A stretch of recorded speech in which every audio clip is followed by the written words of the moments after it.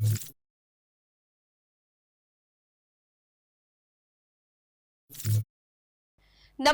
હું છું પ્રિયા અને તમે જોઈ રહ્યા છો જનતા કી જાણકારી ન્યૂઝ। નજર કરીએ આજના સમાચાર। ડીસામાં તૃતીય વિદ્યાર્થી સન્માન સમારોહમાં ગેનીબેનનું નિવેદન। ઠાકોર સમાજને અંધશ્રદ્ધામાંથી દૂર રહેવા અપીલ। થોડા દિવસ અગાઉ અરવિંદ ભુવાજીના ઘરે જનાર રાયકણજી અને તેમની ટીમને ગેનીબેને અભિનંદન પાઠવ્યા। અંધશ્રદ્ધા માટે કરીને મેં સમાજ માટે ચિંતા કરી, ગેનીબેન ઠાકોર।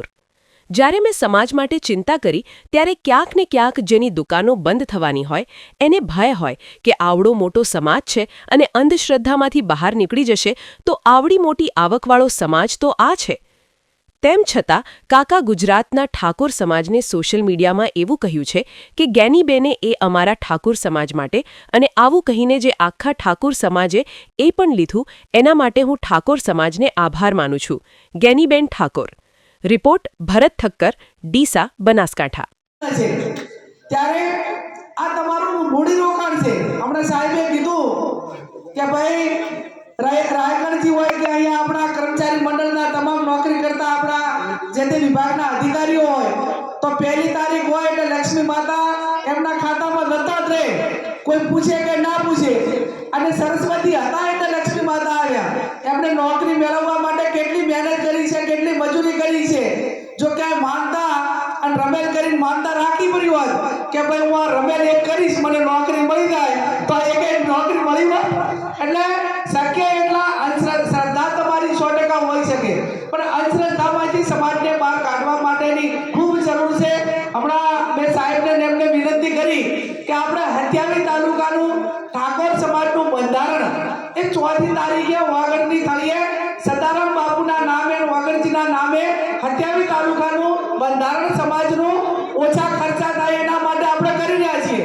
ચાહે લગ્ન પ્રસંગ હોય, મરણ પ્રસંગ હોય કે અન્ય રીત રિવાજો હોય પણ જો આપણે સમાજ એ પાછું આ બાજુ બંધ કરાવશું અને પાછા મંદિરમાં રમેલામાં વળી ગયા તો આ બચાવેલું છે એ પાછું અહીંયા છે। એટલે એને પણ શક્ય હોય તો રોકવા માટેના પ્રયત્નો કરવા પડે। એનું કારણ કે વિજ્ઞાન યુગ છે, ટેકનોલોજીનો યુગ છે, 21મી સદી છે। ચાહે તમે કોઈ દાડો ધીરુભાઈ અંબાણી કે મુકેશ અંબાણી કે ગૌતમ અદાણી કે આરે મોટા મોટા ઉદ્યોગપતિઓ હોય તો આપણે કોઈ દાડો કોઈને એમને તમે કોઈથી એમને રમેલ થઈ દે એવું કોઈ દાડો સાંભળ્યું છે? એમને ચાહે માનતા રાખી હોય ચાહે સાંભળ્યું છે?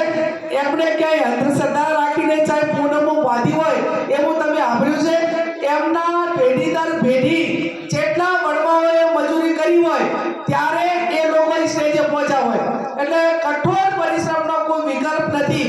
ભગવાને ગીતામાં પણ કીધું છે કે ભાઈ તું કર્મ કર, ફળ મારે આપવાનું છે।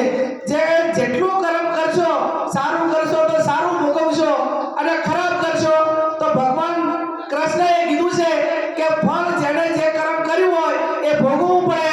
મહાભારતમાં ભીષ્મ પિતામહ હતા અને એ ટાઈમે સભાની અંદર દ્રૌપદીના ચીર ખેંચાતા હતા, વડીલ હતા છતાં બોલતા નતા બોલ્યા એટલે એમને તીરો ઉપર ભોગવવું પડ્યું હતું કે નતું ભોગવવું પડ્યું? એમને પોતાને ભીષ્મ પિતાને પણ ભોગવવું પડ્યું હતું। એ આપણને મહાભારતનો દાખલો આપણને ઇતિહાસમાં અને અત્યારે આપણા ધર્મશાસ્ત્રોમાં અને પુરાણોમાં આપણે સૌ અનેક વખત આપીએ છીએ। એટલે જ્યારે કોઈ નાના મોટી પારિવારિક હોય, કોઈ હેરાનગતિ હોય, કોઈ આર્થિક હોય, કોઈ ધંધા હોય, ગમે એ હોય તો જેમાં જે છે એનું સોલ્યુશન જે એનો નિષ્ણાત હોય એના આગળ કરાવવું પડે।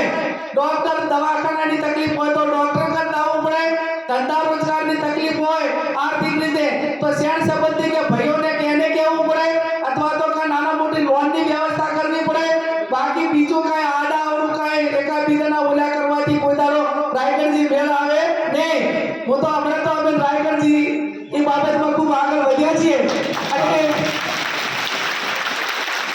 અભિનંદન આપું છું રાયગણજીને અને એમની ટીમને સમગ્ર ઠાકોર સમાજના તમામ યુવાનોને કે અંધશ્રદ્ધા માટે મેં સમાજ માટેની ચિંતા કરી અને સમાજ માટેની ચિંતા કરી ત્યારે ક્યાંક ને ક્યાંક જેની દુકાનો બંધ થવાની હોય એને ભયસ્થાન હોય કે આવડો મોટો સમાજ છે અને તો અંધશ્રદ્ધામાંથી બહાર નીકળી જશે તો સૌથી મોટી આવકવાળો સમાજ તો આ છે।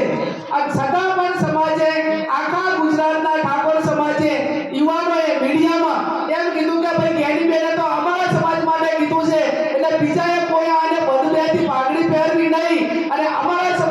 કીધું છે એટલે જ્ઞાનીબેન અમારા સમાજ